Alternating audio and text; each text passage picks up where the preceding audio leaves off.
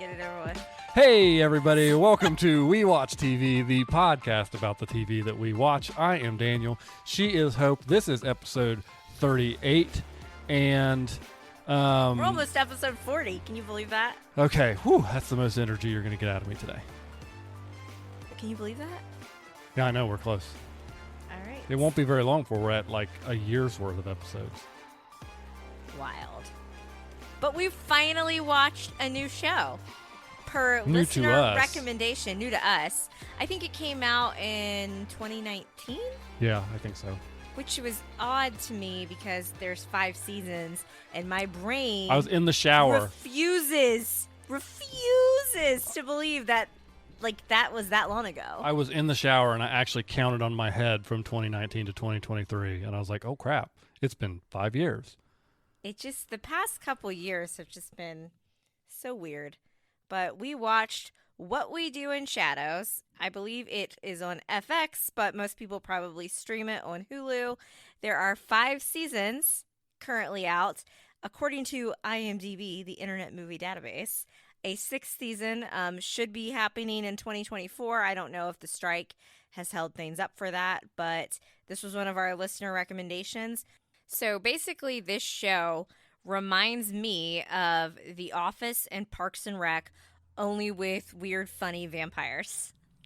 Yeah, they very much have gone for that style. It's almost exactly the same, except which I know The Office, the final few seasons, they actually recognize the camera crew. And even Modern Family, we're supposed to believe that they have a camera crew there, and you don't really see a lot of interactions, but they didn't they straight up do it in the first or second episode? I mean, they've killed two camera people at some point, right? Yeah, they killed, the sound guy, the Baron killed Yeah. the sound guy, and then I don't remember what happened, though, when the episode we just watched, where they were on trial, they're like, you might want to get your guys out of the well. Yeah, get them out of the well. They're in serious danger. They recognize the camera crew right off the bat, which I found hilarious. It's really funny so far. I feel like this is a show we could fly through. Yeah, 23-minute episodes, they're about 10 episodes a season. I think that's the funniest part to me is they really are. It's so campy. They're paying attention to a lot of what is traditionally in vampire lore, but they're just showing how absolutely ridiculous it is in a modern context. Anytime he wants to change Laszlo, he goes, bat! Yeah. And then they just hiss at each other. Well, I like how they stand awkwardly at door entrances to places they want to go into because they have to be invited in. And again, it's just it's silly and I like Colin Robinson, the energy draining vampire. Those are real. I feel like they definitely exist, and we've all encountered an energy draining vampire. Yes. You can be a little energy draining sometimes. You know how Ross, that episode of Friends where he's describing the different types of gas to Phoebe? I've heard Daniel do similar things to me.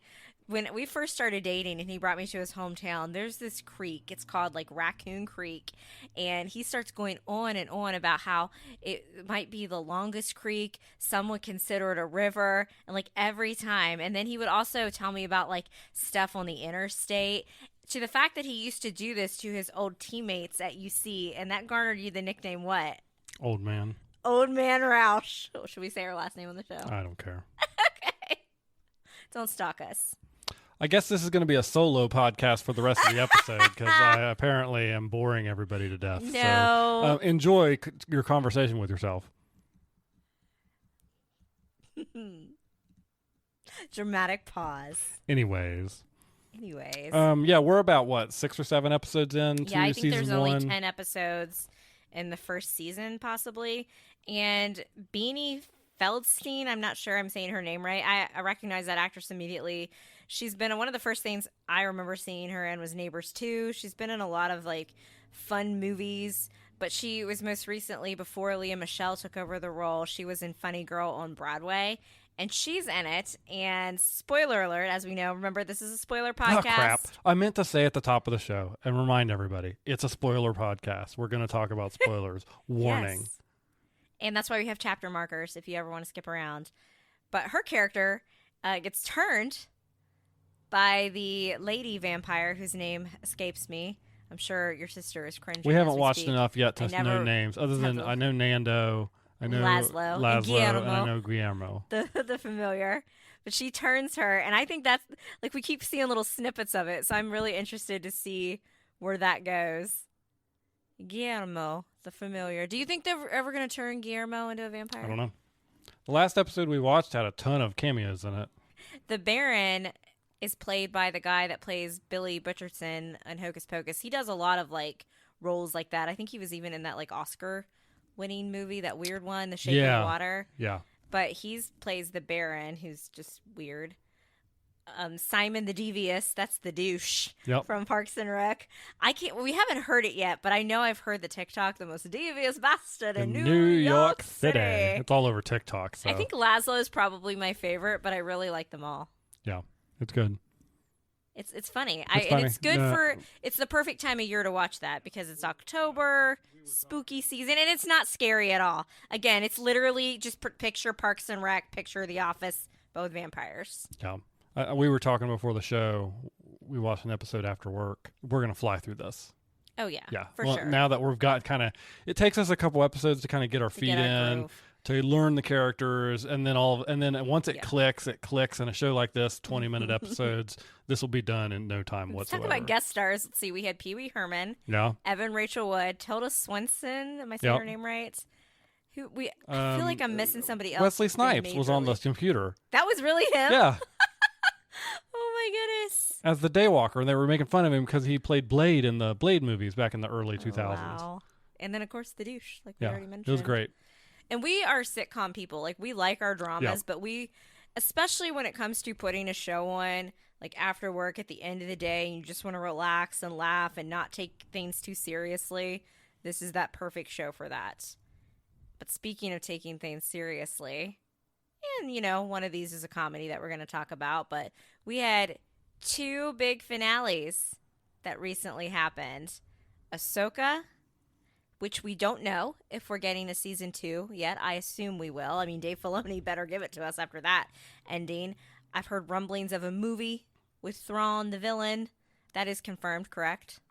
As confirmed as a Star Wars movie can be these days. And then we also watched The Only Murders in the Building season 3 finale, and they have been confirmed for season 4.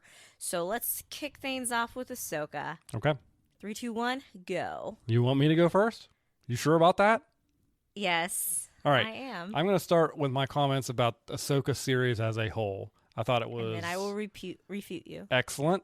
No, I agree with that. It is the best thing they've done live action Star Wars since Revenge of the Sith. Agreed. The finale left me wanting more. It literally did what you predicted it was going to do. But you said we were going to get empired. What happens? Yeah, but see, the thing is, okay. You didn't get empired the way you wanted to. Yes, exactly. I did not get empired the way I wanted to. I thought that, so I have 2 major problems. Okay. I thought they should have given us something more with what Balin was up to. They didn't have time. Other than him just looking out. Time? What is time? It's a streaming show. If they wanted to make the episode an hour long, they could have made the episode an hour long. If they wanted to make the episode 2 hours long, they could have made the episode 2 hour long. They could have taken as much time as they wanted. What was the runtime? Do you remember? It was like 43 minutes. And that's with the credits at the end. See, I think they could have. The only weak episode I felt like was it the third episode where they did a whole lot of nothing? They could have combined that with another episode. Or just given us more content. Yeah. So, again, I really enjoyed the show. It's great. But... You didn't get what you wanted. Well, I want to know what Balin's up to. Yes. I think part of it I am disappointed that actor passed away and we're not going to get to see him. We can't help that. I know we can't help that, but we got nothing. Like that last episode. I think they're going to have to recast. And that last episode, him and Shin were like on screen for a total of 30 seconds. Yes. The show, I will remind you, is called Ahsoka. They were major antagonists throughout the entire course of the series. 2. I think I have 2 points. To have you wanting more for these reasons. I have 2 points. My second is... I'm going to defend Dave. The protagonists of the show just flip places. What do you mean just flip places? Ahsoka and Sabine are now on the Lost Planet, now in the Outer Galaxy, and Ezra is in the regular Star Wars galaxy. What did they accomplish other than losing to Thrawn? They got Ezra out of there. But they got Ezra out of there by sacrificing themselves being stuck there. Yeah, I don't think they'll be stuck there for very long. I know they won't, which is what. Okay, then what's the point of them being stuck there at all? Well, I think Sabine made the active choice to stay with Ahsoka. Yeah, but see, that's the thing. Was character growth for her. It was plot points for character growth. For full circle moment. Yeah, and what do I like best? Why do I personally watch Star Wars? Character growth. I understand that. Listen, Dave Filoni is a genius. I just give the man Star Wars. I understand some of your complaints, but at the same time, you literally predicted what was going to happen. Actually, let me tell you the literally said we were going to get Empire. But let me tell you the real reason. Let me tell you the real reason. And now he's pointing at me, guys. They left it just open-ended enough with Balin's storyline that now, for however long it takes us to get this show back, I'm going to have to stare at Reddit and YouTube and all these other places where these Star Wars nerds hang out and listen to them go ad nauseum on about the EU and what part of the EU they think is going to get brought in next. And I don't care. I just wanted to know. Why don't you just go watch some Star Treks while you wait? Well, I'm going to do that. Yes, of course I'm going to do that. But I still check in with my Star Wars from time to time. What did I see? I saw Troy. Okay, so for some reason, TikTok, random break, has been sending me Make It or Break It clips in my For You page. I used to love Make It or Break It. It was a show on Freeform. And Counselor Troy from Star Trek was in one of the clips. And so I sent it to Daniel. I said, is this the woman from Star Trek? And you're like, I don't know. I'm like, it has to. Who has a soothing voice? I want her to, like, read to me at bedtime. Like, that sounds creepy, but it's not supposed to be creepy. Don't you think she has a very soothing voice? She does. Counselor Troy could have helped our Star Wars pals in this show. I just want to point out before we go forward that for the last couple episodes, you've been the one making the Star Trek reference. I'm gonna keep doing it. You're stealing my thunder. I guess. Are you gonna start making Mean Girls references? No. Our last podcast aired on October 3rd. That was Mean Girls Day. Speaking of Mean Girls, those witches creep me out. I'm going to tell my kids those are the Sanderson sisters. But creepy. I feel like I better see some Halloween costumes of those three witches this year. Oh, you for sure will. So creepy. I thought it was a good finale. I feel very well fed as an Anakin fan, but then I think about how I might not ever see Anakin again, and then I get really emotional. But, we could still see him again. I feel like for me, Obi-Wan gave me a little bit of Anakin, but I mostly got Vader. And as a huge Anakin fan, I feel like I almost have some more closure that he's up there. He's watching. Yes, he's still watching over Luke, people, but those memes are funny. He knew Ahsoka more than he knew Luke anyway, but whatever. I feel like we just know he's out there. He's watching Ahsoka do well, and I really I got Anakin in the Clone Wars outfit. What I really wanted. That's what I wanted from Obi-Wan, and we did not get that. I got to see him in the Revenge of Sith outfit, this transition scenes, that episode which featured him heavily. So as an Anakin fan, I absolutely loved it. I was not expecting the episode before the finale for me to see him again, and there he was again in his Clone Wars armor in a recording. And I really feel like I felt Matt Lanter, who voices Anakin in the Clone Wars, in that scene, and I feel like Hayden really did a great job. I know I've said this, so I'm going to say it again. Respecting the work that came. He did the work first. There was the work after him. And it could have been so easy for an arrogant actor to be like, well, I'm not going to watch that. I am Anakin Skywalker. I can tell he watched the mannerisms of the Clone Wars. I can tell didn't it feel like to you, like you heard Matt Lanter a little bit too? Yeah, it sure. Felt very now, what about the finale that we're talking about where Anakin did not appear? Anakin was in the finale. No, he wasn't. He was in the second to last episode. No, he was in the finale. Have you lost your mind? Were you that raged out? One of the final scenes of the finale, you dummy. Oh, at the very end. Yeah, I'd already checked out at that point. Oh my goodness, you guys.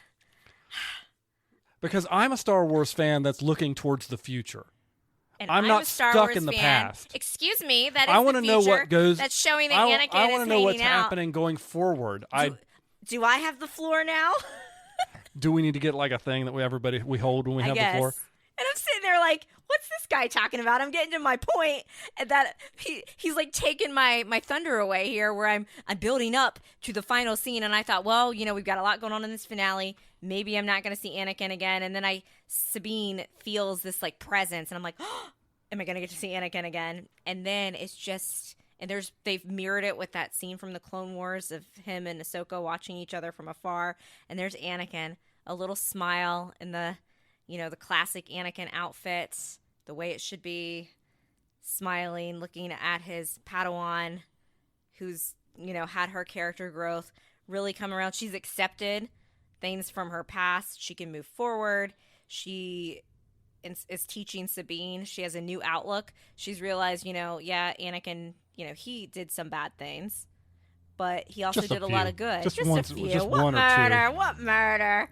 But the lessons that he taught her are very important, and she is going to use, because the way they even ended up at the planet to find Ezra to begin with, she kind of was like, what would Anakin do in this situation? I cannot believe you forgot that.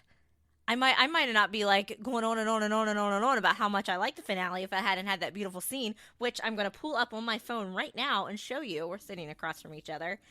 Is my last photo saved in my phone of Anakin smiling on Ahsoka. I might make it my new background. You never know. So what you're saying is the only reason that the finale was great was because of fan service. That's not what I'm saying. That's not what I'm saying. Okay. I'm not going to grant you the rank of master. You're getting on my nerves. I thought it was good. I thought exactly, I agreed with you that we were going to get empired, and that's exactly what happened. You just didn't get empired in the way you thought we were going to get empired. I knew 10 minutes in, when I hadn't seen Balin or Shen, I'm like, oh, they're going to set those up at the end and give us a sprinkling because that's going to set up a likely season 2. Sure. I don't see us not getting a season 2 or a movie continuation with the way they left things up in the air and how well the show has done. At one point, I think I saw a statistic that Ahsoka was like the top streaming show or something for that week. I know it's done very well. I would have liked to have learned a little bit more about what was going on with Balin, but I think the whole like mythical thing with him standing on the father, go watch that Clone Wars episode. It apparently has a lot of details. Go watch that Clone Wars episode. I have seen parts of it on YouTube. You're being this guy, you guys. Because he didn't get his favorite character the whole time. He's a turd. What are you talking about? You wanted the whole episode to be about Balin. You didn't get your closure for Balin. No, I didn't want the whole episode to be about Balin. The only part you wanted to be empired was Thrawn winning and getting out of there. More than just 10 seconds of him standing on a rock looking out into the distance. And it's very unfortunate that Ray Stevenson passed away because, one, he's done such a great job. I would love to see him feel the fan response because I feel like everybody knows he's done a good job. And, all the memes... I like the idea of it, not the truth, not the weakness. That's been a perfect TikTok usage, but you can tell they set that up, those two, and Shen's kind of a lone wolf right now. Yeah. I was kind of hoping that she would come with Ahsoka, but that wasn't the point of it. Like, too much to cram in that time space. I agree with you. I would have sat down and watched 3 hours of this finale, and they could have wrapped it up in one big movie, but, we're not the studio execs. We're not the ones that are doing that. So I did think it was a little silly that basically Ezra did swap places with Sabine, but I was very glad because at first I'm like, well, this is crap. Ahsoka's just going to be stuck here. I was like, maybe she'll take Shin on as her new Padawan. But then kind of the whole point we started the show about the relationship with her and Sabine and her trying to, train her Padawan. So that would have seemed kind of pointless. And I feel like Sabine choosing her and they're in a better place to move forward. I thought that worked out well. And then I was very glad that we got to see Ezra reunite with Hera. Like, I even started to tear up there. Like, I was already crying before Anakin showed on screen because I thought that was cute. I liked how Ezra got the stormtrooper. Classic Ezra. Apparently, that's like his little thing. I think that Rebels fans will have to wait for their reunion of the whole group together. I'm a little surprised they didn't bring Zeb in. Considering he randomly showed up in Mandalorian. Yeah. So I think that is something that, again, they're spreading those seeds out. I think for me, as the Anakin girly, I'm not sure we're going to see Anakin again in the next season. Possibly we could always have Ahsoka listening to more recordings, but I do think I can rest my head at night knowing that they did Anakin justice at last, and we got well fed. Dave Filoni, thank you so much for doing this. I feel like when Disney took over, they really wanted, they didn't care about mentioning Vader, but it's almost like they really wanted to separate themselves so far from the prequels. We barely got recognition of Anakin as a character, and I think he is the best character from Star Wars. Literally, and I will say that forever. Anakin, number one. Most complex storyline. Just, he is Star Wars, and Hayden Christensen got that opportunity to come back and play this character twice in 2 shows now. But I think that arc is likely done. I don't think it's good. Like, he and Ahsoka have peace. He's watching over her. We don't really need, as much as I want it, we don't really need to see Anakin show up a lot. Now we can focus on the other things. Just the unfortunate part is that character of Balin, I can tell they had more plans for him. Yeah. So are we going to recast? I think at this point you have to recast. It really would be difficult, I think, at this point, not to recast that character. And I mean, I'd be remiss if I didn't mention this. Rest in peace, Michael Gambon. Is that his name? I always just call him Dumbledore number 2. Oh, yeah. He passed away. Like, I thought about, I remember this. Like, and I know we're millennials talking about Harry Potter, whatever. I remember being upset about that. I was like, they're going to have another Dumbledore for the 3rd movie? Because I read the books, and then we saw the first 2 movies, but then the 3rd movie was the first one I saw in theaters. Whoever steps in to play like, Balin, those are big shoes to fill now, because he was not on screen a ton, but he left a real mark, and like it is much unanswered about Shin's character too. Yeah, it is saying a lot when you've got an 8-episode television show where Anakin Skywalker shows up, and just as many people are talking about Balin as are talking about Anakin. And I think that scene with him at the end was really kind of set up what's to come we do, because I do think we'll probably get a season 2. We have to. Yeah, I don't know how they could go into a movie with what they've left right now. Yes. I think some more development in a season 2 needs to happen. I do think a Skywalker will show up in season 2. It's just not going to be Anakin. I have trouble believing they can stay away from Luke too much longer, particularly with Ezra now actually being absolutely. a Jedi and actually being in the Star Wars galaxy again. Like, they're going to have to get together. And if they don't, they're going to have to explain to us why. I agree. But I liked the finale. I get why you still liked the finale. You were just annoyed. Yes, it was not my favorite episode of the season by far. You were annoyed because some of the parts of the show that you were interested in were not center stage. Correct. But I believe that, again, unfortunate that the actor's gone, but I think that they are setting those storylines to be more of a center stage, and then Ahsoka and Sabine are going to have to figure out how to get the heck out of there. And I think Rebels fans will be even more well-fed in the next installment. And then obviously Thrawn's out. The witch lady, she was used, so she's dead, Morgan. Mm-hmm. And, yeah. And we don't know what they were loading onto his Star Destroyer. Oh, yeah. And there was some other stuff, too, like... Just wait till he finds out that Anakin had a kid. Right. The meme online was like, he just got done getting rid of Anakin's Padawan, and he gets back to the regular galaxy, and he's like, okay, so can somebody actually fill me in on what happened? And they were like, well, this Luke Skywalker guy, and it's like, Luke who? And I'm glad that they didn't wrap it all up with a rosy, tidy bow, because I do want more, and I think there's a lot more stories to tell, and I think Dave is doing a good job. And again, like I said, that scene with Anakin at the end smiling, it's on my phone. So I really liked it. I agree with you. And I think we've already said this several times. Best Star Wars that I have seen since Revenge of the Sith. It's hard for me to take a step back because I did like the first season of Loki so much. I don't know if I'm going to say it's my favorite show on Disney Plus yet, but it's definitely up there of the Disney Plus original shows. I agree. I do wish they would just come out and tell us if there's a season 2 or not. Like, right? That would make me feel a lot better knowing that, because I think there's a lot of really unknown about where we're going next. Yeah. So. And then we also watched Only Murders in the Building season 3 finale, and we know we're getting to season 4 for this one. Yep. So what'd you think? It was a good finale. I liked it. It doesn't make up for the 5 or 6 episodes they put us through at the beginning. The last 4 episodes of the season were back to form. Yeah, I agree. And what made the show good. I wish the entire season had been that way. And it's not that we didn't enjoy those first few episodes, but the groove wasn't there. We weren't like totally drawn in. I do have a special thing that I must note, though, and I believe you have it in your shows. I do. I have it written down right here. Hannah, even the show knows that no one really can say Talbert's name because they totally made a joke about that. Mabel said, I don't even know how to say his name, right? Or I don't even know if I can say his name. She said, I have a hard enough time calling him Talbert. Talbert, yeah, Talbert. Jackson Avery from Grey's Anatomy. Jackson Avery from Grey's Anatomy. I would just like to say, though, that we were right. We were right about the 2 murderers. Yes, we were. We had no idea who they were, but we were right that there were 2 of them. We caught it that the one lady did the poisoning. She apparently didn't intend to fully murder. I don't know. Paul Rudd's character. Yeah, I don't know. She's like, I gave like the dose that you could still survive of rat poisoning. And then it was her son.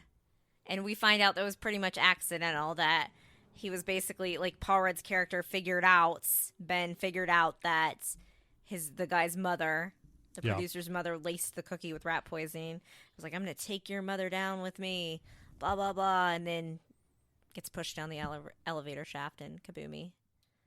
But I want to see, I wish they would release us a version of just Oliver's play, because I believe Meryl's character and I, who it was her character within the character that she was playing in the play, the nanny, said the F word at the exact same time. Yeah, you did. You did. About one of the plot points, because Oliver ends up stepping in because the understudy is hopped up on pills, can't go in. Yep. So Oliver goes in to play the role, and what's it like? And not only did I do it, but I'm the father. And we were like, F! Yeah, that was funny. It's good. It was a good episode. I liked seeing opening nights. I thought at first that you and I both were thinking that towards the end, because each of the characters are going to have different opportunities to go out to LA for a little bit. Because Meryl's character, she's going to do some version of Grey's Anatomy show. I can't remember. I think that's what they were hinting at, yeah. And then, so that's why Oliver would be going out there. Talbert's getting a job in LA, so Mabel is going to go visit. And then I can't remember why Steve Martin. I don't either. I don't think he was just going to go, I think. And they're like, well, we can't be in LA only for a little bit. And we were both like, oh, are they going to change the location and have them all at a hotel in LA and do a time jump? But then, nope, we're going to keep it in the building, because right at the very end. As soon as Sue Sylvester showed up. Yes. Jane Lynch. Jane Lynch, yes. By the way, the great Jane Lynch, who plays Steve Martin's body double. As soon as she showed up there Charles after Hayden the main, Savage. like after the climax, after the climax of the episode, I was like, huh. Interesting. What are they doing there? Now, I will also note for everybody listening, we watched this episode like the day after it came out. Yes. And so we'd already heard the news there was going to be a season 4. And so we already kind of knew they were going to do something here at the end. But as soon as she came on screen, I was like, something's going to go down with her. And then she ended up getting shot in Charles's apartment. Who we think they were probably targeting trying to shoot Charles, because she played Charles Hayden Savage's and she body had double. Something important to talk to Charles about. She's like, hey, after this, I got to talk to you about something. I think. Now, let me tell you something. Here's a finale that sets something up for the future. Knowing that it has a future. I don't think they knew they were going to get a season 4, though. That I appreciate, because it gave us enough details that we can speculate reasonably and rationally. See, with Ahsoka, you can speculate all you want, but about what? But there's a shining mountain in the distance. Excuse me, they didn't know that it was announced that they were getting a season 4. Okay, when they fine, filmed this. But come on, they wrote that knowing they were getting it. You don't think Star Wars fans know how to speculate? They do, but speculate with nothing. Oh, like how everybody thought the guy that ended up being the wet fart was like Ezra in the suit. We all thought that character was going to be like so much meaningless more. Speculation based off People thought it was Darth Maul, right? Based off absolutely nothing. Okay, Only Murders has given us a new murder and reasons to think. Okay, who if we know somebody already? My theory? Who could it be? Why would it be? Yeah, go ahead. Well, we know that Sass is dating. What is her again? Sorry, Hannah. We don't know names. Holly from The Office, who was the villain in season 1. We know that she is now dating. Sass is now dating her.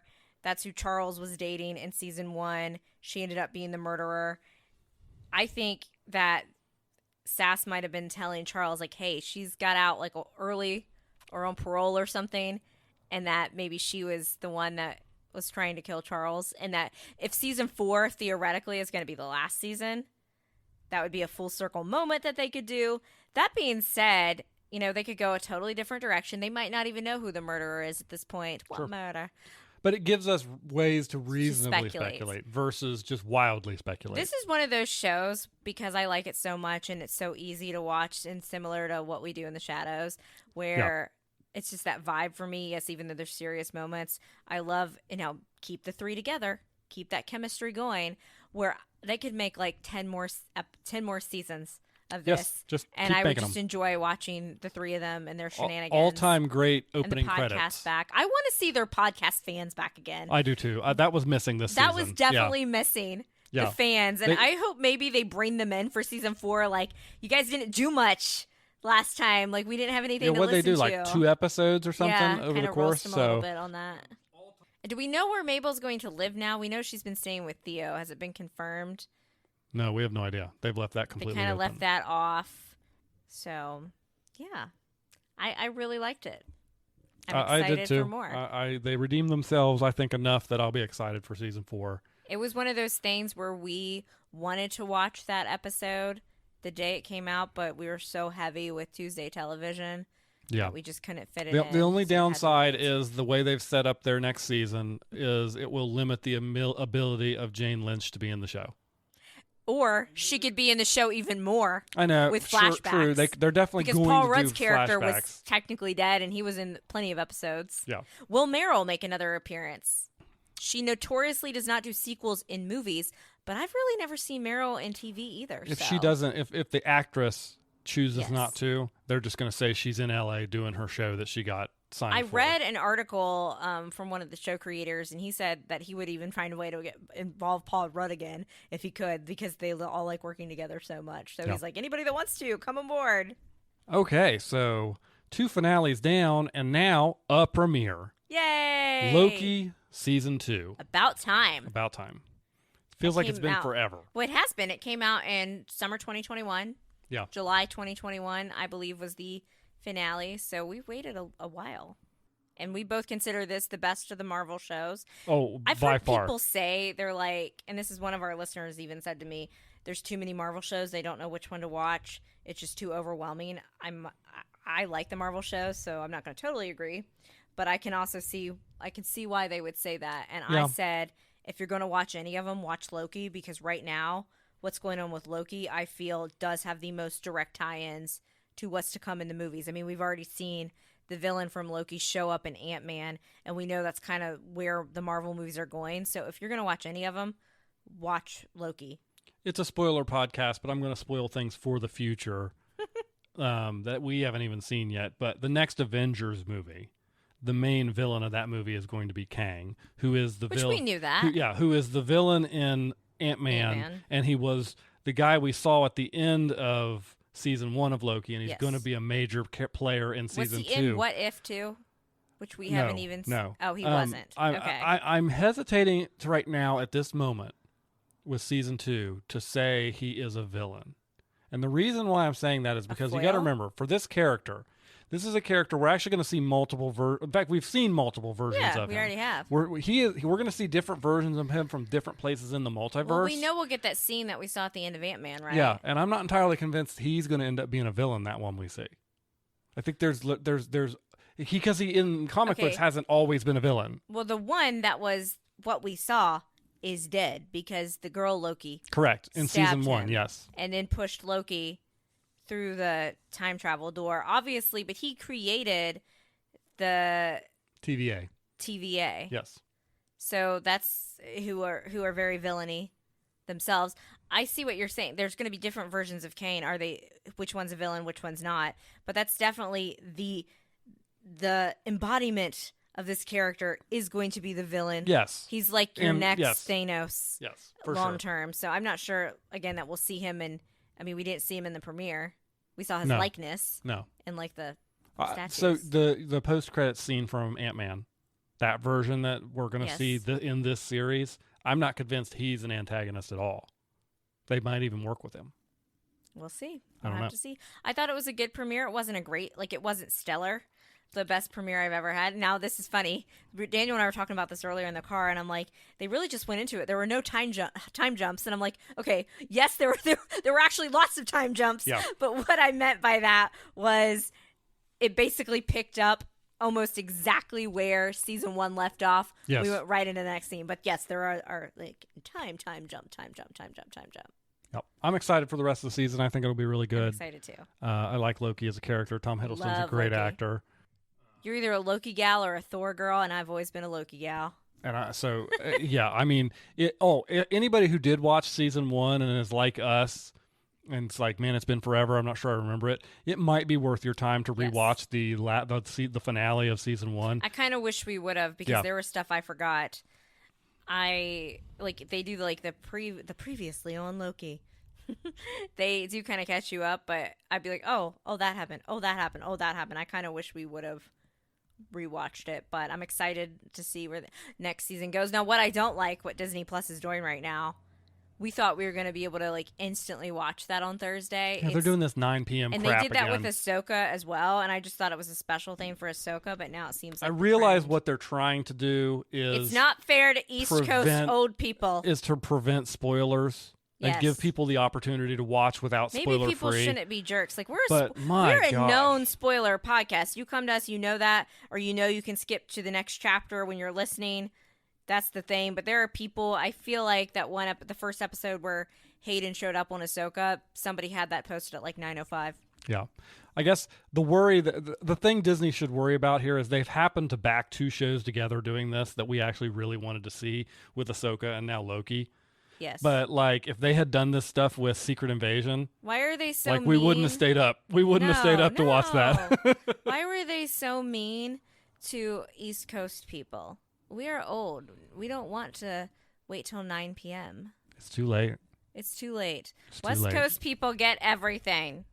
And I know you guys are going to complain because the next show we're talking about, you're going to be like, well, we don't get anything for this show. Because, I mean, basically. Are they? Are they, though? Oh, there's been a lot of complaints on the Reddit about how they can't, like, they have to vote not even watching the dances. Speaking of the next show. Dun, dun, dun, dun, dun, dun, dun, dun, dun, dun, dun. Oh, you're humming the song. Okay. I was. Dancing with the Stars, okay. episode 2. Before we get into it, I have a note from this show, and I have completely forgotten. Loki or Dancing with the Stars? Dancing with the Stars. I made one note for this show. I believe you told me to note this. I have no idea what this means. Oh, gosh. I have Dancing with the Stars. Poop is coming. What? Was there some sort of commercial or something? I have no idea why I wrote poop is coming in reference to Dancing with the Stars. I don't know. I have no idea. Was it a commercial? It had to have been a commercial, right? I don't know. That's weird. Just be okay, everybody. If you're watching Dance with the Stars, just be careful. Poop is coming. Why did you say I don't know. Did somebody say it on the show? I don't know. People are saying Derek farted during what? Like when he was on Reddit. Have you not heard the sound clips when he was giving Jason Mraz his scores? You heard a. No, I haven't seen that. I guess maybe poop is coming. Okay. It was Latin night. It was Latin night. Jamie Lynn Spears went home. It was down to her and Adrian Peterson. I would have rather Adrian Peterson gone home. Not that I wasn't, Jamie Lynn Spears was one that needed to go home earlier as well. But in terms of the two of their controversies, his is way worse than hers. This is why I missed the judge's save. I believe that they would have saved her and gotten rid of him. Other people have said, oh, no, they always want to save the football people. I'm not so sure. I missed the judge's save for that. But those two being in the bottom two was not surprising, considering the reception that they've had online. Hopefully Adrian Peterson goes home this week. I know that you want to see the real estate mogul guy go next. I think he actually has some more talent. They kind of screwed up. I don't care. He and Emma screwed up in that dance. Okay, would you rather see Adrian Peterson stick around longer? If Adrian goes this week and then real estate mogul guy goes next week, I can live with that. My standouts from that episode, Xochitl Gomez, that is the girl from the Marvel movies. She was also in the Babysitters Club on Netflix series. She played Dawn. Fun fact. I didn't realize that until I was, doing my thing where I have to research and know every single fact about a person. I thought she did great. I liked her and Val's dance. I thought it was cute. And then Jason Mraz has been my biggest surprise. Again, he has a really good choreographer in Daniela, but the rumba can be really hard. It's one of the harder dances for guys. I often think on this show that it's always harder for the female celebrities because a lot of times if you're a male pro, your female partner can just dance around you. At least at the beginning, yes, for sure. And the rumba is a dance where the man does have to kind of lead. And Jason Mraz had such a good week one. I was like, is it going to be a fluke? Is he going to do a good job again? And they gave him a rumba right off the bat. I don't know. Is the rumba Latin? I feel like he was the only one with the rumba that week, but I digress. And he and Daniela did a great job, knocked it out of the park. I would say those are my top two right now. Charity from Bachelorette's up there, and then Ariana Maddox. Yeah, they did good too. Jason Mraz is very good. Very good. Will he have the fan vote, though? Without the judges' yeah, that's save, the question. This is gonna. I remember back in the olden days of Dancing with the Stars, where like Sabrina Bryan, like she was one of the best ones in the olden days, and she didn't have the fan vote. So that's what worries me about Xochitl Gomez. I know she's in a Marvel movie, but is she gonna have that fan vote? And I think she is very popular on Instagram and TikTok. So hopefully the youthful people are going to vote. But this is going to make a difference. They might vote without even watching. Your real estate mogul guy could stick around. You know who got lowballed? Barry Williams. He had a great dance, and I feel like the judges were very hard on him for some reason. And PETA was mad about it. His partner was ticked. I will be honest. I was hard on him, but he is much better dancer for 70 than I could have anticipated anybody probably being. Better than most people, in their 20s and 30s would be. And he actually was doing the steps. He actually danced. He wasn't somebody that he did. The he was good. Was like it wasn't. Around. Yeah, she wasn't dancing around him. He was doing the steps. A lot of people on Reddit were mad at his scores too. They were like, "Why did they lowball him so much and inflate some of the others?" Who are your standouts right now? I'm still rooting for Sochi, and I thought her dance was very good. I think she's going to be around for a while. Even if she's not getting a fan vote like some of the other people, she should still probably get her good scores are going to get high enough that I think she's going to stick around. It'll be at the end when you start to see, does she have the fans to help her out or not? And who would you say your other standout? Like, who would be your second and third? I mean, Jason Mraz. I can't think of any other ones. Those are the two. Like, I thought Zochi was going to be a good dancer coming in. Jason is just like one of those, like, okay, this guy can dance. All right. Like, very surprising, and he's really good. And those are really the only two I think about. Charity, she did a good job. Yeah, I mean, the Bachelorette. I'm surprised. Another Bachelorette. It comes in and is really good. And then the episode that is going to be airing tonight is Motown Night. I'm excited for that. I like a lot of Motown music. But we're also getting a rumored Taylor Swift theme night this season, of course. Of course we are. ABC is going to capitalize on Taylor Swift. Why would people not capitalize on Taylor Swift? I don't know. The thing that's making me so mad about the whole Taylor Swift NFL thing is that everybody's blaming Taylor Swift when you should be upset with the NFL for doing that. She does not need the publicity. No. At all. It's not even the NFL. It's the news stations that the NFL's come on, they capitalize. Right, yeah, but like Fox and NBC and CBS are the people that actually broadcast. They actually choose, what goes on the TV, and they're choosing to put the camera Don't be mad up at there. Taylor. She doesn't need this press. She's like the most famous woman in the world. Anyway, I'm very excited for the Taylor Swift night. I'm obviously excited for Halloween night to come up. That's usually my favorite theme night of Dancing with the Stars. The season, I think this one, it wasn't 2.5 hours long, which was good. I still feel an emptiness without Lynn. Oh yeah, for sure. Head Judge Lynn Goodman. There's not Derek is trying. Not that Lynn's mean. Derek is trying his hardest to fill that role, but it's just really it's not him. That's not who he is. And I wish he would. He needs to be Derek himself. gives the best critiques. He does. He needs to be himself. He tells people what they did wrong and how to fix it. But he can't really fill that role that Lynn used to do, and the other two obviously can't. But a 10 from Lynn. I think they just need to. They need to not have anybody on there trying to be like intentionally witty in a negative way. Well, we know we're getting a guest judge tonight. You know that Michael Strahan apparently is going to guest judge. I don't know. Oh yeah, known dancing expert Michael Strahan. Okay. So we'll see how that goes. What else have we been watching? Special Forces, Season 2, Episode 2. Lost 3 contestants. In one episode, yeah. Tara Reid. Which, it's funny because we didn't lose any in the first episode, which we did in Season 1. Yeah. But we made up for it more than enough in We lost Tara Reid. Yeah. Angela, also known as Black China, and Des Bryant. Yeah, he just stormed off. I think Des Bryant could have lasted. He had a temper tantrum. He had a temper tantrum. He stormed off. He came back. He apologized, and they were like, and you were even sitting there going, they're going to let him back in, and they said, nope, go on, goodbye. I was like, well, this show's been really strict before about who they let back, but because Des could go so far, and because he probably is one of the more popular people, I'm like, maybe they'll make an exception because he apologized. No, that's what I love about this show. I knew they weren't. I knew. Too bad. I knew because I knew they weren't going to let them. Even if it could be good for ratings, you're done. Yeah, I guarantee you, part of the what do they call them? Staffs, the guys that are there that are the military, have the military experience. I bet part of their agreement with the show is we get say. Yeah. And I knew they weren't. If it was up to them, they aren't going to let him back in because they were said to him they were disappointed, but they said to him exactly what I said is. He just flew off the handle. He you got can't so do that. mad. In what we're training you for, you can't do that. You can't just come back and have oopsie Someone could daisies. die. Yeah. While you're off having a fit. Because basically he agreed to do the challenge twice to go against Angela, and then she freaked out, and I guess he was hanging uncomfortably, and I think it was a little anxiety too on his part, and he just freaked out, threw his helmet, took off his, because once you take your number thing off, because they don't call you by your name, it's done. And I really did think, I was like, if he comes back and apologizes, like, because he's such a big character, and he could, he has in my opinion, the physical skill set to go far on this show, but a big part of this show, so much of it is mental, and that just proved it right there. Yeah.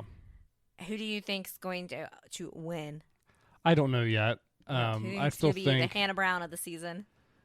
I think JoJo could be that role if she's able to be serious and keep her. She's always laughing. Yeah, and be serious about it. She suffers from what I suffer from. When somebody is sometimes yelling at me, I can either go two ways. If I'm going to cry, I'm going to cry. So if I'm trying not to cry, and I'm the type of person, I'll do this in uncomfortable situations where I'll just start like laughing, and it's so uncomfortable and I don't know why I'm doing it. Like Claire from Modern Family would do it. I've done that before. I'm like, I would start laughing and these people would rip me a new one. Mm-hmm. Because I would just start cracking up. I don't know. So we've talked about one of the challenges from this episode, which was they were having to like run down that very steep inclined wall. Yeah. Was the other one, was this the episode they just dunked in the cold water? Oh, yeah. They had to get in the cold water. They took a circular saw and literally cut an opening in this. And they had to memorize a phrase. Yeah. In this frozen over lake. Pond, really. Yeah. And they had to memorize. Well, they gave them the phrase to memorize the night before, but they didn't tell them why. They just said, hey, you should probably memorize this stuff. And then they said, okay, when you jump in the water, we're going to ask you what one of these acronyms means, and you need to be able to repeat it back to us. As you're standing, you dunked your head in the water, and now you have to repeat. I would have totally struggled with the memorization. Poor Tara Reid, though. Oh. She really tried. Her agent she needs a new agent for putting her on this show. She's so tiny, and I kept asking you, I'm like, isn't it, because that's what she asked the staff, and I guess it's different in the military or whatever they're doing in this situation, special forces. But I'm like, she's so little. Like, she probably does not even weigh 100 pounds. And I think it's crazy that her weight is the same as, like, what Des Bryant was carrying. There was no different, because on traditional, when you have a backpack like that, it's like if you and I went hiking together, my backpack would be way lighter than yours. It would be a percentage of your body weight. Yes. And that thing was she looked like she was just tumbling over on it. So I really wanted to see her do well and stay longer. So that kind of made me sad. But I'm excited for the next episode of that. That is a good show, especially if you like competitions. Yep. I look forward to it every week. And then another reality show we've been watching. Well, I caught the tail end of it. The tail end of it was Almost Paradise. Bachelor in Paradise. This is why I put in the work to watch Bachelor, Bachelorette. It's because Bachelor in Paradise is my favorite. It does. It has the most success stories. Why do you think it does? Out of the other two. Oh, I talked about this last week. Because they get so much time together. Yes. That was a pretty good second episode. Hannah Brown, who we just talked about on Special Forces, former Bachelorette, she showed up just to kind of cause some chaos. She's obviously engaged, so I knew she wasn't ready to date anybody, but I felt like all the contestants were like shaking in their boots. The girls were like, oh, it's over for me if she's here. Somebody called her the Taylor Swift of Bachelor Nation, which I thought was funny, and I've seen Hannah since put on her Instagram story that's like the best compliment she's ever received. But she was just she obviously got paid by ABC to show up, host a little campfire group thing, stir the pot, get the tea. So I thought that was funny.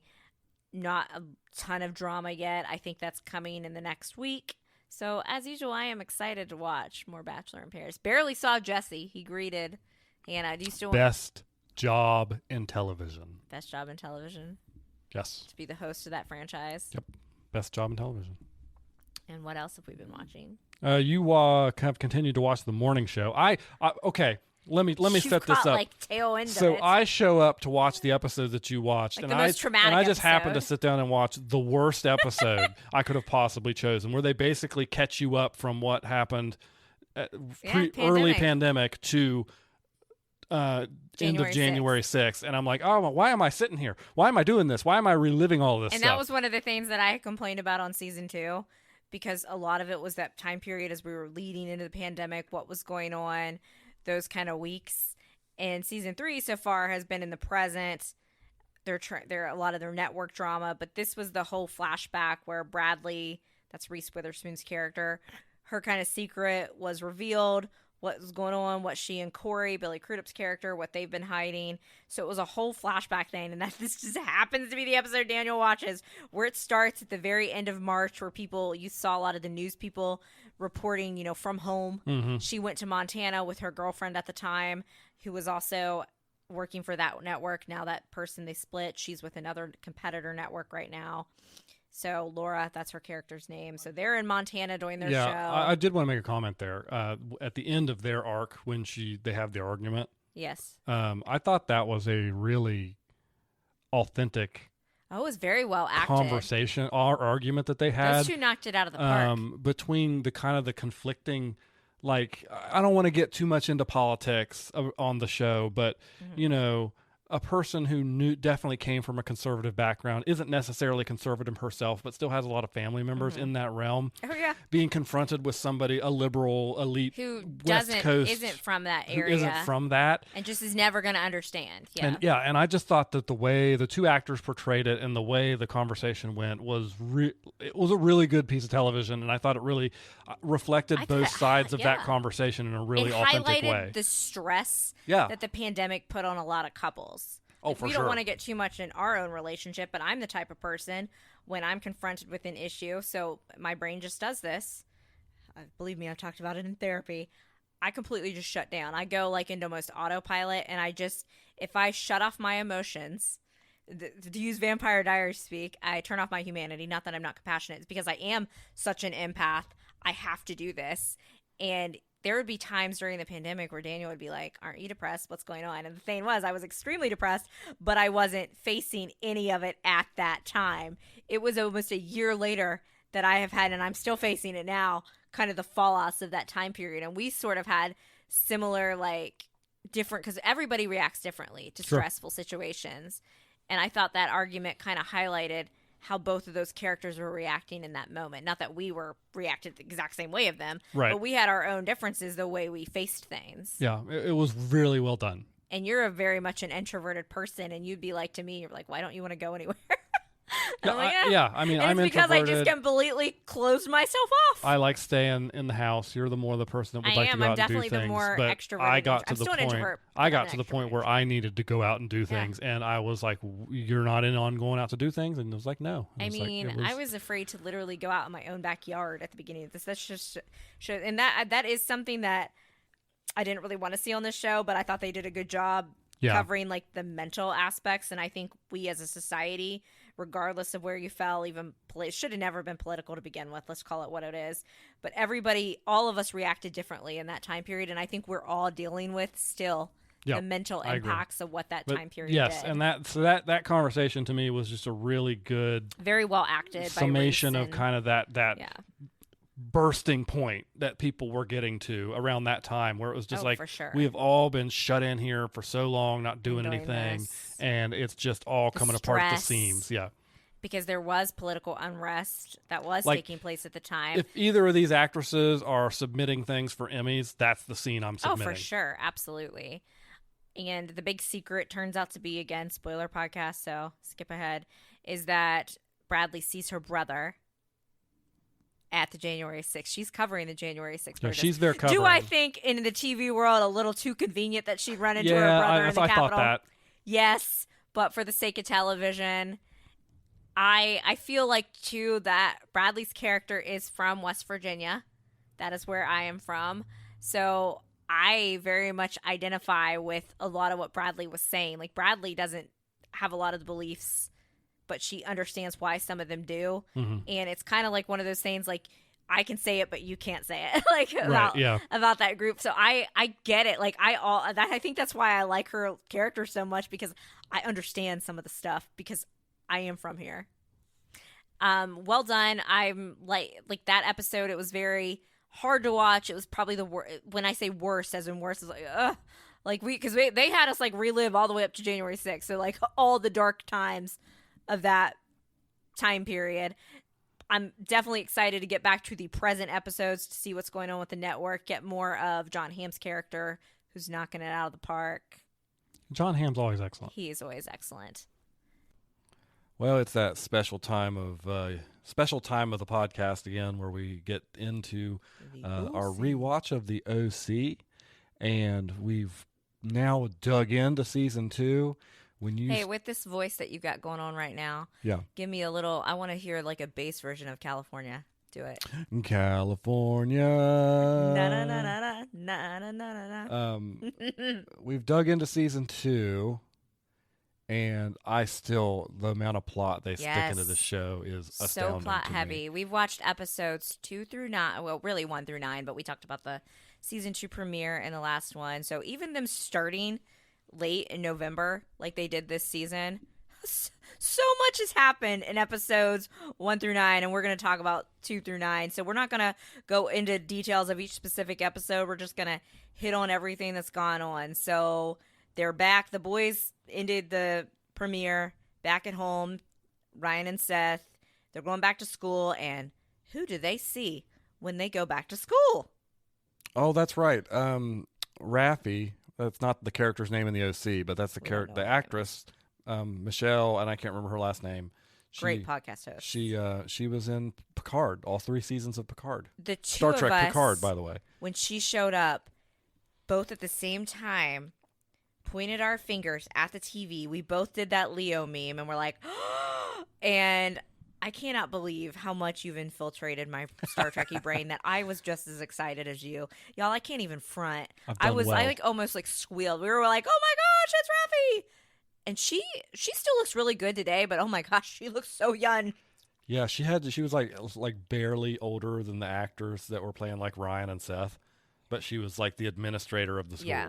I don't know where Dr. Kim is. Yeah, I don't know what happened to Dr. Kim. They probably couldn't. They guess they didn't get an actress back for season 2. But and while we haven't seen that character next, her character was very relevant because she is basically like, Ryan, you have great test scores. You need to be in some better classes, like some AP classes. Right. And that is how we get into what is known in the OC as the Lindsay arc, which we are still in right now. Lindsay, long red hair. I never super loved Lindsay. I don't dislike Lindsay. It's just, man, I would have rather, not that I would want like Anna and Ryan together. I mourn the losses of Anna and Luke, especially after season 1. Anna had so much more personality than Lindsay. Lindsay is basically a plot device right now, even more so than Anna was. Like, Anna was a plot device for Seth, but she kind of had her own personality. When we first meet Lindsay, I don't remember Lindsay being like so snotty when we first meet her. Like, she instantly was like judgy and like assuming of all these things. It wasn't a great first meeting. Well, but I think I do pity Lindsay from the writer's standpoint on this show. Lindsay is a distraction until they can get back to Ryan and Marissa. Absolutely. And so they probably really wanted to try and avoid finding somebody that the fans would actually like, really like. Why would Marissa and Ryan ever get to be happy? I mean, that's not what the show's about. So, so she has a very interesting arc that we've watched so far. She shows up and one that you forgot about until I forgot about completely. Because she and Ryan are at odds for a while, and then they kind of start making and just as they get to a good point where they're going to maybe start dating, we find out bombshell during the Christmaka episode. Correct? Yes. We find out that her father is Caleb Nichol. She is the love child of Caleb Nichol. This is probably the maddest I've ever seen Kirsten. Kirsten puts up so much from that man. Yeah. But when she finds out that Caleb at some point, cheated on her mother too far. Well, Caleb was willing to She go threw to a vase at his head on Christmas. Caleb was about ready to be willing to go to jail to keep this secret. He actually said when the reveal comes out, he's like, after Kirsten threw the vase at his head and Julie's mad at him, he's like, jail would have been better than this. It's the little liners like that even though Caleb is villainy, that like make me amused by that character. Oh, for sure. And we know that we're going to lose Caleb at the end of this season. I don't remember. Is it this season or next season? I think he dies towards the end of season 2. Again, I could be wrong, but I'm pretty sure that's how it goes. But like we said, the OC is so plot heavy. So we got all that going on. Summer is dating Zach. Zach is perfectly nice. He's so the boring. same thing. No. Zach is the exact same thing that Lindsay is. Just a device. We find that Zach and Seth actually get along well. Yeah, to keep Seth and her apart a little bit longer. Zach is is on the water polo team, but he's very much like Seth in the comic book. So he and Seth meet because Seth has his comic book club, and that comic book storyline, I'm starting to remember it. They're actually going to write a comic, but we haven't seen this part yet. We haven't gotten into this arc. Because they talked in like one episode about the comic book club. We're going to get, and then they met again. They've met twice. They did meet twice. We are going to get more into that because remember you were like, George Lucas is in the OC. That's going to play a part. I've now remember what's going on. So that's coming up for you to enjoy. George Lucas of Star Wars does show up in the OC. That's how popular the OC was for those first 2 seasons. Oh, yeah. And keep in mind, when George Lucas showed up in the OC, we had not had Revenge of the Sith was not out yet. Revenge of the Sith would come out in the summer of 2005, right? May 2005. And right now, this is fall 2004. Yeah. That this is airing in. Huh. And look how everything's connected because Rachel Bilson and Hayden Christensen, they have a child together. And then we got another. Facts. The Gruesome Twosome is not doing well, but there's a Gruesome Twosome Part 2. Part 2. Jimmy and Julie. Julie are getting back together. Getting it on. So obviously the actress who played Haley, I'm pretty sure the reason why they wrote her off the show was because she went to go do another show that did not do well. I'm pretty sure we do see Haley again at some point. I don't remember, but it's very fleeting. And instantly it came screaming back to me. Well, because already, he and Julie are already flirting. He's kind of giving Julie, because they make Julie the CEO, the acting CEO, which is another slap to Kirsten's face. And he's like, well, you need to do the Julie Cooper way, the swagger. Yeah, like Haley was, because didn't Haley leave in the first? She was technically in the first episode. She was in the second episode. She left to get another job. As soon as she's gone, Julie's sniffing around that boat. Yeah, and Jimmy's flirting with Julie. I mean, they were flirting though before Haley left because he was like, "Yeah, I like it that Haley's limber," and then Julie's like, "Well, Caleb, not so much limber." Like they kind of made that little joke to each other. And from what is described to me by Kirsten in that one scene where basically Jimmy, because Marissa catches them making out. Yeah. She's super mad about it. And Jimmy's like, I got to get out of here. I can't fall back into this trap with Julie. And Sandy's like, I don't understand Julie Cooper, really. And Kirsten's like, I've seen this before. So clearly Julie has always had this effect on one Jimmy Cooper. Julie is one of those villains, those foils that sometimes I really do want to root for her. What about you? I do want to root for her. I want her to, and then she just ticks me off in the next scene. Yeah, you get like 30 seconds of her maybe seeing something redeeming in her, and then she turns around and does something awful and vile, and it's like, okay, never mind. Almost I forgot who you were. I know you don't never watch 90210. Almost sometimes Valerie Malone on 90210, where you want to root for the character and then they just turn right around. And it's just and you could see though, that even Kirsten does somewhat where they have the storyline with, trying to get some good press for the company. Cause now Kirsten is the COO or something. They were working on investors. And Sandy was like, well, you should donate all this money to these poor people or something. And Julie's like, no, we should do a magazine and talk about gossip, the Newport Elite. And really Julie's right. These rich people, they don't care. About these poor people. They want to know who's who. And even Kirsten tends to agree with it. I'm not digging so far, and I know this season they're going to go through it more. I'm not digging the Kirsten Sandy problems that we're getting into. Let me tell you something. I want to tell you all something right now about the writers of the OC. They are character assassins.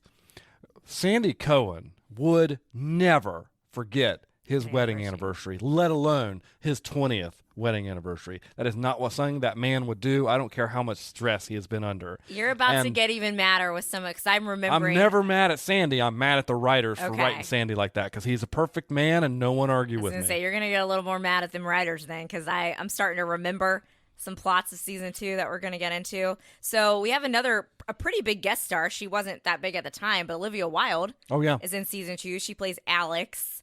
It's always weird, like, for me to see Olivia, because she's so usually dark hair now, right? And she's got that bleach blonde hair look.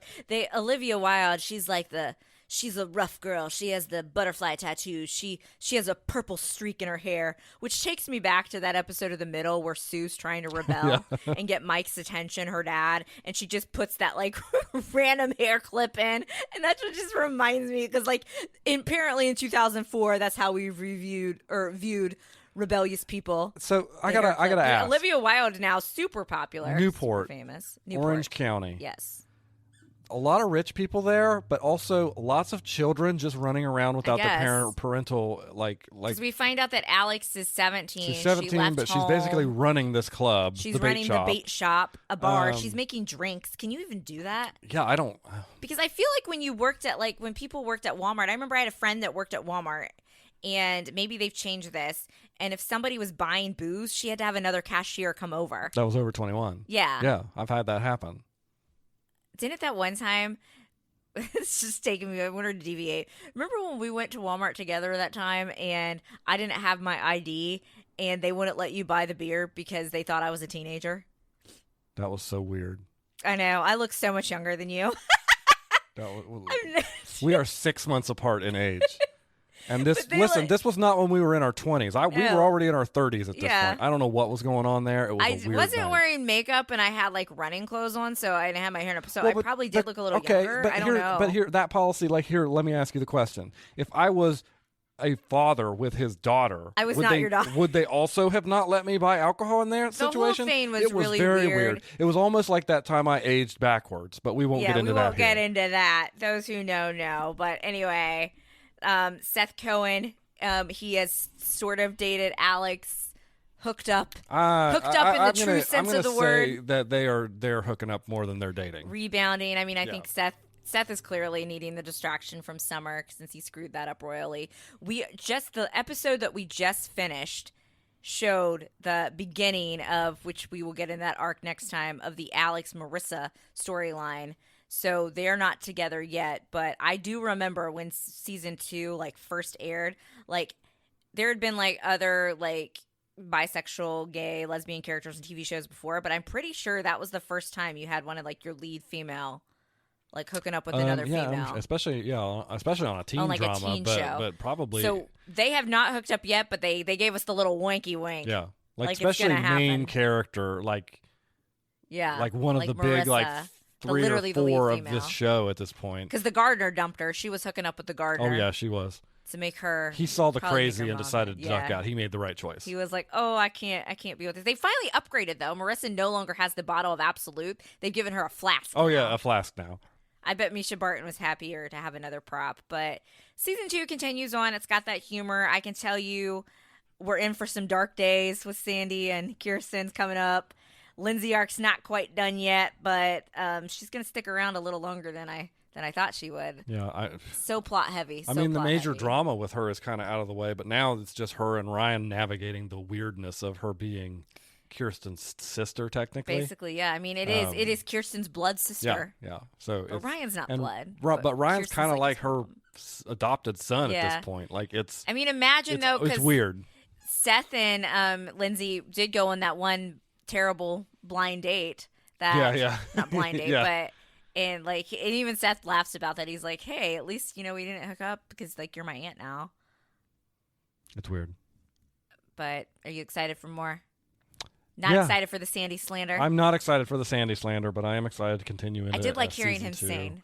Oh, of course, yeah. He put okay. Still a simp for Sandy. Even though they wrote him a terrible arc of forgetting that anniversary, which would never have happened. Look what he put together in the 12 hours he had. Out of the park. Look what he put together. Amazing. Amazing man. Truly. Everyone would be lucky to find themselves a Sandy Cohen. Truly. All right, everybody. Well, that about wraps us up for this week. We do have one very exciting or nerve-wracking or both. All the shows that we've watched today, that we've talked about this episode, like Loki, we're excited to see more of that. The morning show, all that stuff, we're excited. Frasier not reboot. The next chapter of Frasier's life is coming up this week. And I know for one of us in particular, I love Frasier as well, but for one of us in particular, this is quite a monumentous occasion. Yes, it is. And I know you're a little nervous about it. I am very nervous because it's my favorite sitcom of all time, but I'm just going to say it. Hey, baby, I hear the blues are calling. And I'm looking forward to it. I am going to watch it with an open mind. So if you are interested in follow Hope on Twitter or Instagram or any of the places to see on Thursday, and you'll get a good idea for her mood after that episode. I really like that. The trailer shows promise. I think what I'm going to need to remember is it's not Frasier, even though it's the character of Frasier. Like, I know I got to get it out of my head. We know David Hyde Pierce isn't going to show up because for me, so much of Frasier was Niles. Right. I'm excited, Frasier voice, to see what he's up to. A little nervous, but I'm looking forward to it. For our listener, and I'll stick by it. I know we've said this once or twice before, but for any listener who maybe doesn't know this, like, this is your favorite sitcom of all time, right? Yeah, I just said it a few minutes ago. Yeah, so, yeah. It's my favorite a lot of sitcom emotion. Ever. Even more than Friends. It took you some time to reconcile and admit to that. I love it so much. It's so well acted. And I say this as somebody, I've only seen the Frasier episodes of Cheers. My parents were big into Cheers. I think Cheers has a lot of 80s humor that just goes over my head. But I've since gone back, and he was a different character in Cheers too. So people need to remind that. But just Frasier, I don't know, it just checks all the boxes off for me on what's a good show, and so much of what made it magic was that cast, so I'm a little concerned. I do think in the preview that Kelsey Grammer did feel like Frasier. Well, for me, I'm not worried at all about Kelsey Grammer feeling like Frasier. I'm worried about everything else around him and what they've given him to say as Frasier. I also know that they're probably gonna hurt us because I'm sure they're gonna recognize. Oh, they have to. Yeah. Martin not being there, and that's going to be sad, but I'm excited, cautiously optimistic. Even if it's terrible, I will see it through. So there you go. All right. Well, thank you all for listening, and we will talk to you next week. Thanks for listening to this episode of We Watch TV, a podcast about the TV shows we watch. You can find more from Hope and Daniel on Instagram at We Watch TV Podcast. Drop us a line if you like the show, have a question, or a recommendation. You can find Hope on Twitter at Lil Runner and Daniel on Twitter at TheRealHoboDan. Music for today's podcast was provided by Your Tunes from Pixabay. Artwork was created using the AI program Midjourney with prompts written by Daniel.